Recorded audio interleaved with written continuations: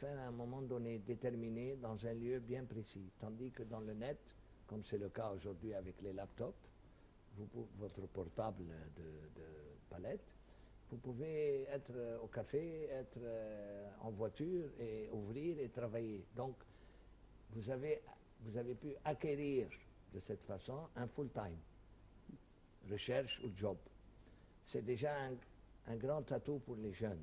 Bon, il est vrai qu'ils font peut-être d'autres recherches, mais pour ceux qui s'intéressent, ils peuvent même faire des recherches sur d'autres artistes ou sur d'autres écrivains ou sur d'autres scénaristes ou sur d'autres créateurs d'idées ou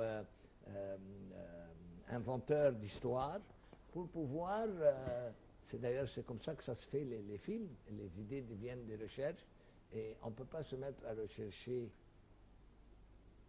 dans tous les livres et dans tous les systèmes depuis 100 ans ou 50 ans ou 200 ans, mais dans le net on peut tout de suite déterminer ce qu'on veut, à quel moment et pour quel sujet et dans quel but.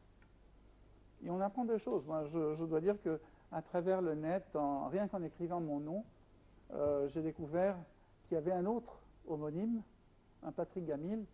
Je me demande ce qu'il avait emmené en Écosse, et il faisait partie de la guerre, d'une guerre religieuse en Écosse vers le XVIe siècle à peu près. Et je me demande toujours, avec un nom pareil, un nom de famille pareil, il devait venir probablement du Proche-Orient.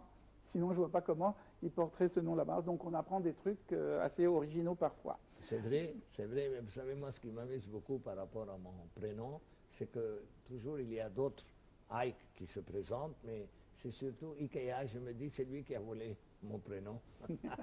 Et ça me permet donc d'avoir comment dirais-je, une sorte de renommée plus importante parce que c'est plus facile. Il suffit de dire, vous connaissez Ikea, donc c'est Ike. Voilà. Bien, on a parlé de l'État qui a aidé les jeunes en essayant de proposer des tablettes à bas prix, etc. Est-ce qu'il a fait d'autres choses, accompli d'autres choses pour aider à la diffusion de la culture? Alors, si vous me permettez, je pense que les taxes ont été diminuées dans le domaine de la littérature ou des livres ou des écritures, justement pour aider les jeunes, pour les pousser à la promotion de leurs connaissances ou de leurs capacités. Et je crois que c'est aussi pour promouvoir la lecture en général, vu la condition de l'existence du net qui, à un moment donné, comme vous dites, avait un tout petit peu grignoté sur la lecture individuelle et personnelle. Bien, l'organisme du livre avait l'habitude de publier et diffuser à bon prix des chefs-d'œuvre de la littérature contemporaine et même ancienne, des biographies de grands penseurs égyptiens et arabes, et à bas prix, à très bas prix vraiment. Est-ce que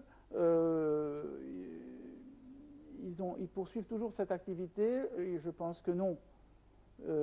L'État ne se charge plus de publier à bas prix des œuvres.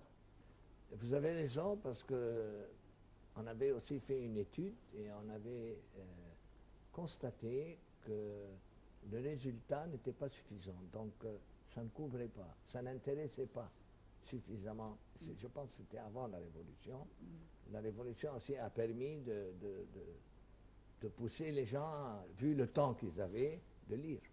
Donc plutôt que d'aider de publier des livres à bas prix, l'État peut-être a préféré aider les gens à obtenir, à s'approprier une tablette et de leur ouvrir la voie vers l'Internet. Et ensuite, si elles sont beaucoup plus intéressées, elles achètent des livres. Tout à fait, surtout qu'il y a eu beaucoup plus de maisons d'édition qui ont été créées. Et j'en connais personnellement 2 ou 3 personnes qui ont confirmé la création de leur maison d'édition et beaucoup développé dans la lecture des différents écrivains ou des différents romans et même de traduction, parce qu'aujourd'hui, dans la traduction, il y a beaucoup de livres qui sont traduits en arabe, pas nécessairement et seulement d'Égypte, mais d'autres pays, y compris le Moyen-Orient, que l'Europe. Vous avez dit qu'il y a de plus en plus de maisons d'édition qui sont créées, ce qui veut dire que quand il y a une maison d'édition, il y a le public cette maison d'édition. Donc ça prouve que le livre n'a pas perdu la bataille encore. Non, Non. la bataille n'est pas perdue, mais la bataille est encore assez importante, c'est-à-dire que le chemin est encore long, parce que la jeunesse n'est pas encore suffisamment consolidée à s'intéresser à la lecture. Bon, vous savez que je ne peux pas faire de comparaison, mais en Europe, les enfants commencent la lecture à l'école. Ça fait partie de leur... Mais ici aussi. Ah, oui, à l'école, ici aussi. Mais bon, ça fait longtemps que j'ai quitté l'école. Mais je me souviens, nous avions, que ce soit en français ou en arabe, en français nous avions des œuvres de Molière, de Racine, Zadig, etc.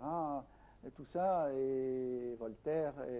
Et nous avions également en arabe non seulement des romans arabes égyptiens, par exemple El Ayam, Les Jours de Tahassen, mais nous avions également Paul et Virginie, des traductions d'œuvres internationales. À mon époque. que ça existe toujours, que c'est toujours en Je ne cours. sais pas. Je Je ne ne suis sais pas sûr que c'est toujours en cours, mais moi quand je dis que les enfants à l'étranger ou en Europe apprennent la lecture déjà à l'école, c'est dans le sens de la lecture. C'est pas dans le sens d'une littérature ou d'un écrivain ou d'une science littéraire, mais c'est dans le sens de la lecture, parce que vous vous formez à lire. C'est vrai que ça vous forme avec la pratique, mais vous vous formez à lire. Il y a des gens qui lisent très bien, d'autres qui lisent très mal. C'est comme écrire. On peut écrire très bien, on peut écrire très mal, et on peut écrire sans connaître les ponctuations. Ce qui fait que quand vous construisez des phrases ou des idées, la constitution est très importante pour arriver au but qu'on recherche, à celui de la phrase qu'on a écrite ou de l'expression qu'on a voulu transmettre. Bien, est-ce que diffuser, publier des ouvrages comme les recueils de Tintin, de Spirou, si Spirou existe toujours, je ne sais pas, mais toutes ces revues pour jeunes, est-ce qu'elles ne peuvent pas encourager les jeunes à lire plus tard, en vieillissant, d'autres livres? Moi, je sais que j'ai commencé avec Perlimpinpin, puis Fripoun et Marisette au collège. Ensuite, il y avait Vie de Jeunes, puis mon père me cherchait des Spirou, des recueils de Spirou, de Tintin, etc. Et là, je commençais à lire et à avoir envie d'apprendre des choses, de l'affaire du Titanic, la malédiction des pharaons, le paquebot France, enfin tout ça, entrer dans la culture tout petit à l'école. Est-ce que ça marche pour tout le monde ou c'est seulement dans des cas spéciaux? Écoutez, M. Gamil, vous avez tout à fait raison de dire ça, mais moi, de ce que je me rends compte aujourd'hui avec les mobiles et les Android, des systèmes d'Android, les jeunes ont leurs histoires sur l'écran.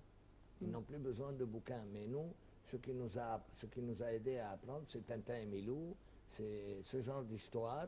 Aujourd'hui, vous avez à la télévision, je me rappelle à l'époque de mon enfance, il y avait un programme qui s'appelait Baba Charo. Je pense qu'il n'existe plus, ces histoires-là. Je ne sais pas. Ça n'intéresse plus les jeunes, parce que même les enfants veulent des trucs beaucoup plus modernisés, qui se rapportent beaucoup plus à la technologie et à l'invention.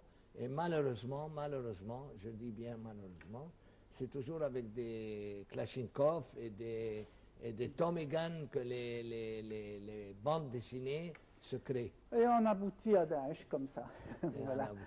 Et on aboutit également aussi au terme de cette édition de notre programme Questions égyptiennes. Nous avions le plaisir et l'honneur d'accueillir aujourd'hui au studio M. Haïk Zalat, créateur artistique. Merci beaucoup, M. Zalat, pour votre présence parmi nous aujourd'hui. Merci également à tous et à toutes. Je vous donne rendez-vous un samedi prochain pour une nouvelle édition de ce programme. Également